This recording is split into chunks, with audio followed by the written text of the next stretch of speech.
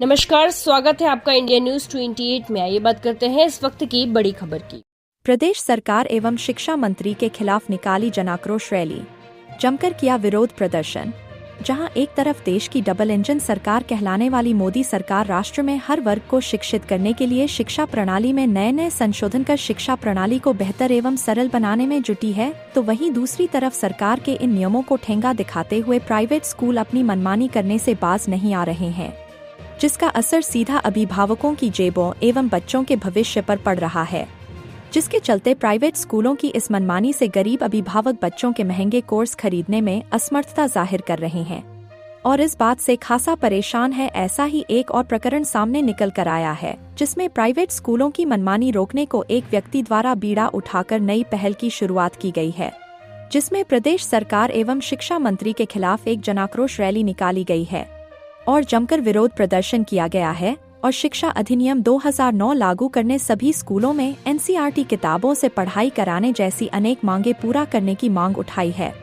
दरअसल आपको बता दें कि यह पूरा प्रकरण उत्तराखंड के जनपद उधम सिंह नगर से सामने आया है, जहां जनपद के जसपुर नगर में जिला पंचायत सदस्य बैलजूड़ी चरणजीत सिंह चन्नी द्वारा सर्वप्रथम बीड़ा उठाकर प्रदेश में की जा रही प्राइवेट स्कूलों की मनमानी रोकने के लिए जसपुर से एक नई पहल की शुरुआत की गई, जिसमें खंड शिक्षा अधिकारी जसपुर का घेराव बैनर तले एवं जिला पंचायत सदस्य चरणजीत सिंह के नेतृत्व में नगर के सुभाष चौक पर अभिभावक, प्रधानगण, जनप्रतिनिधि एवं क्षेत्र की आम जनता एकत्र हुई और उसके पश्चात संयुक्त रूप से मिलकर प्राइवेट स्कूलों की मनमानी रोकने के लिए प्रदेश सरकार एवं शिक्षा मंत्री के खिलाफ जमकर गरजे और एक जनाक्रोश रैली निकालते हुए विरोध प्रदर्शन कर जसपुर शिक्षा खंड अधिकारी कार्यालय पहुंचे और जसपुर प्रभारी खंड शिक्षा अधिकारी निरंजन बाबू का घेराव कर प्रदेश के मुख्यमंत्री पुष्कर सिंह धामी एवं शिक्षा मंत्री उत्तराखंड सरकार सहित जिलाधिकारी संघ अनेक अधिकारियों के नाम एक ज्ञापन सौंपा और प्रदेश में शिक्षा अधिकार अधिनियम 2009 लागू करने,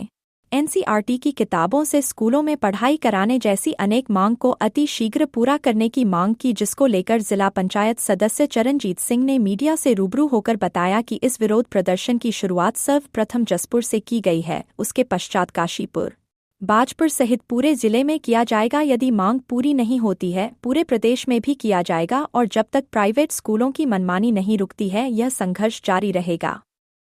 कैमरामैन हंसी सागर के साथ स्टेट हेड अजय सागर की रिपोर्ट। और हमारा शिक्षा विभाग उनके खोया हुआ है और भ्रष्टाचार, ये जंग ऐसे ही जारी रहेगी। गरीब जबकि जीएसटी फ्री है, किताबों पर शिक्षा टैक्स मुक्त है, उसके बाद भी प्राइवेट स्कूल वाले गरीबों का खून चूसने का काम कर रहे हैं और आप खुद खून लुट रहे हो। अपनी हक की आवाज उठाने आए हैं हम यहाँ।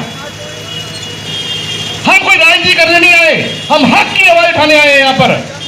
और ये उधम सिंह नगर के डीएम जो सोए हुए हैं, उन्हें चिंता नहीं है जनता की कि क्या हो रहा है मेरी जनता के साथ, गरीब जनता के साथ। इतने महंगे कोर्स हमें खरीदने पड़ रहे हैं। जो सरकार की नीति है कि एनसीईआरटी की बुकें लागू होनी चाहिए, तो महंगी बुकें क्यों दिलवा रहे हो आप? क्यों बर्बाद कर रहे हो इस प्रदेश को? क्यों खून चूस रहे हो इस जनता का? इतनी महंगी फीसें हैं, इतनी महंगी एनसीईआरटी बुकें हैं, कोई सुनने वाला नहीं है। विभाग मुर्दाबाद, शिक्षा विभाग मुर्दाबाद, शिक्षा विभाग मुर्दाबाद, शिक्षा विभाग मुर्दाबाद।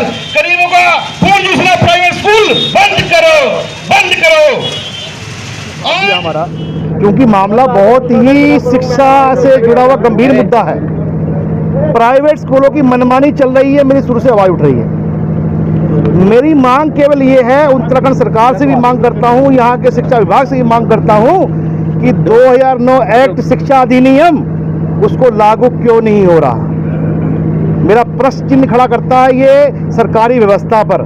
यहाँ के जिलाधिकारी महोदय को संज्ञान लेना चाहिए और जो शिक्षा अधिनियम है उसका उल्लंघन छरेआम हो रहा है, खुलेआम हो रहा है और गरीबों का, परिवारों का लूटने का काम प्राइवेट स्कूल कर रहे हैं और साथ में शिक्षा विभाग मिलकर काम कर रहा है।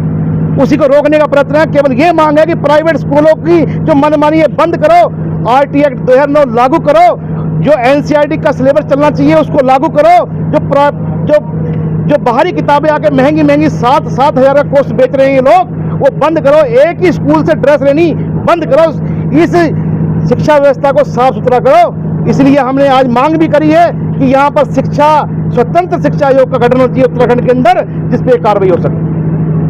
यह कब तक जारी रहेगा? आज पहला चरण है। पहले आज हमने जसपुर में ये आज घेराव किया है इनका, अब काशीपुर में करेंगे, फिर बाजपुर में करेंगे, फिर इसी प्रकार पूरे जिले में करेंगे, और जब तक काम नहीं होगा पूरे उत्तराखंड को घेरेंगे हम। कौन लोग आज आपके साथ शामिल? कि मेरे साथ यहाँ का व्यापार मंडल साथ रहा, पूरा प्रधान संघ मेरे साथ रहा, यहाँ पर हमारे जिला पंचायत से साथ रहे मेरे, और सबसे पहले मेरे लिए तो हर एक वो गरीब के साथ हूँ मैं कि जो इससे शोषित है, पीड़ित है। लेकिन कोई मानने को तैयार नहीं है। अब सबसे ज़्यादा तो मिडिल क्लास पर जो है इस चीज़ का असर है, लेकिन वो कहीं ना कहीं अपने आप को शर्मसार महसूस करते हुए व्यक्त नहीं कर पा रहे हैं। आपके सामने सारे बाजार में हम शोर मचाते आए हैं, सभी को ये भी कहते हैं कि हमारे साथ चलो, हम और कुछ नहीं मांग रहे, आपका सिर्फ साथ मांग रहे हैं इस आंदोलन में। लेकिन तब भी वह लोग आ नहीं पा रहे हैं, अपने आप को सामने नहीं ला पा रहे हैं। मतलब लोग अपनी समस्याओं को छुपा रहे हैं, किस लिए? सिर्फ एक झूठी बनाई हुई अपनी शख्सियत के लिए, कि हमारी समाज में ये ना हो जाए कि हाँ भाई हमारा स्टेटस नीचा ना हो जाए। तो आप सभी से निवेदन है, इन सारी चीज़ों को छोड़कर आप अपने बच्चों के भविष्य के बारे में सोचें। आपको जो सरकारी संस्थानों से मिल सकता है वो आप चीज़ें लें। सरकार आपकी देनदार है, सरकार आपके लिए काम करती है, आप सरकार के लिए नहीं है। तो थोड़ा सा हम लोगों को अपने आप को बदलने की ज़रूरत है, और हम लोगों को जागने की ज़रूरत है। जो हमारे अंदर एक, ठीक है, मैं ये नहीं कहता कि आप अपने मैनर्स छोड़ दो, कि हमारे अंदर एक रेस्पेक्ट होती है कि हाँ भी जो कुर्सी पे बैठा है उसे सम्मान देना चाहिए, लेकिन इतना भी मत सम्मान दे दो, इतना भी मत झुक जाओ कि आप गुलामी में और आज़ादी में फ़र्क ही ना कर पाओ। तो हम कुर्सी पे बैठे हुए बाबू से सवाल ही नहीं कर पा रहे हैं। यही हमारी जो जसपुर के साथ भी यही विडंबना हो रही है। पिछले 7 साल जो मैंने बाहर बिताए विदेश में, तो वो हमें आज भी थर्ड वर्ल्ड कंट्री क्यों मानते हैं? थर्ड वर्ल्ड कंट्री उसे कहा जाता है जैसे कि मान लीजिए पूरे एक वीआईपी शहर का कचरा कहीं फेंक रहे तो उसे डंपिंग यार्ड को थर्ड वर्ल्ड कंट्री कहा जाता है। तो हमारी शिक्षा प्रणाली इतनी ज़्यादा क्यों ध्वस्त हो रखी है? इसको क्यों नहीं सुधारा जा सकता? पहले हमें खुद को सुधरना होगा, हमें बाहर निकलना होगा। देश से प्यार इस तरीके से करो कि सवाल करने शुरू करो और अपने हक मांगने शुरू करो, ना कि फेसबुक पे जाके टाइपिंग करके या नारे लगा के वीडियो डाल के। तो सभी से निवेदन है, अपना अपना समय निकालकर अपने बच्चों के लिए, अपने भाई बहनों के लिए आगे बढ़ो और ये सवाल पूछो, हमारे साथ आओ, इस आंदोलन को सफल बनाओ, ताकि शिक्षा, चिकित्सा सब लोगों को अपना हक मिल सके। कहता सब समानता का वर्णन करता है कि हर चीज़ समान होनी चाहिए सभी के लिए। तो हमारे देश में ये समानता क्यों नहीं है? जब एक बोर्ड से, रेलवे बोर्ड से पूरी देश में ट्रेन चल सकती है, एक बैंक मुख्यालय से पूरे देश में बैंक चल सकते हैं, तो शिक्षा क्यों नहीं चल सकती? समानता शिक्षा अधिकार क्यों लागू नहीं है? क्यों प्राइवेट स्कूलों को दे रखा है? सब माफिया बना दिया। कोचिंग, बच्चा जब स्कूल में पढ़ेगा तो कोचिंग की व्यवस्था क्यों की जाए? अगर उसे कोचिंग पढ़नी तो स्कूल क्यों भेजा जाए? अब कॉपी किताबें इतनी महंगी कर दी हैं, जबकि संविधान ये कहता है शिक्षा मुफ्त होनी चाहिए, स्वास्थ्य मुफ्त होना चाहिए, ताकि हमारे देश का भविष्य जो है उज्जवल रहे। अब बच्चा हाई स्कूल इंटर करता है, फिर उसके बाद कोचिंग के लिए, नीट के लिए अलग तैयारी करता है, जेईई के लिए अलग तैयारी करता है, एनडीए की अलग तैयारी करता है। तो वही चीज़ सिलेबस हमारा हाई स्कूल इंटर में है, तो उसी चीज़ को लागू क्यों नहीं करते? पहले क्या होती थी, हमारी साइंस की क्लासें होती थी 80 के दशक में, 90 के दशक में, हाई स्कूल से इंटर तक। तो वो चीज़ को समाप्त कर दिया सरकार ने।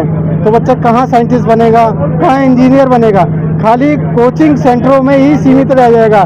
कोचिंग सेंटर भी ऐसे हैं कि आसपास नहीं, कोई कोटा जाके करेगा राजस्थान, कोई दिल्ली जाके करेगा, कोई कहीं करेगा, अपने घर से बाहर रहता है वो। गवर्नमेंट कहती है अपने गांव से पलायन ना करें, पर गवर्नमेंट तो खुद ही पलायन करवा रही है, जब ऐसी व्यवस्था नहीं दे रही है गवर्नमेंट। जो संविधान हमें कहता है कि समान शिक्षा अधिकार होना चाहिए।